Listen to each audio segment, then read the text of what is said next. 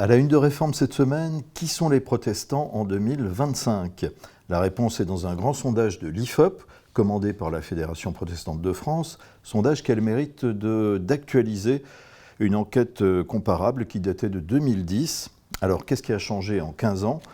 D'abord, les protestants sont toujours aussi nombreux, ou peu nombreux, c'est comme on veut, 2% de la population, mais c'est à l'intérieur de la famille que le changement est le plus notable.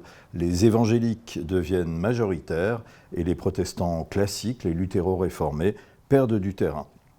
Autre caractéristique, 25% des protestants d'aujourd'hui sont des convertis, des néo-protestants, et ils viennent la plupart du temps du catholicisme.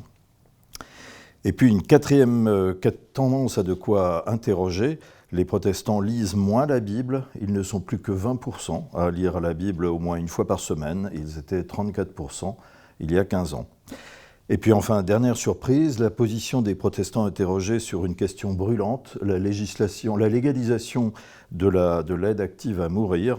Là, 67% se prononcent pour cette légalisation, un peu plus chez les luthéro-réformés, un peu moins chez les évangéliques, mais 50% quand même.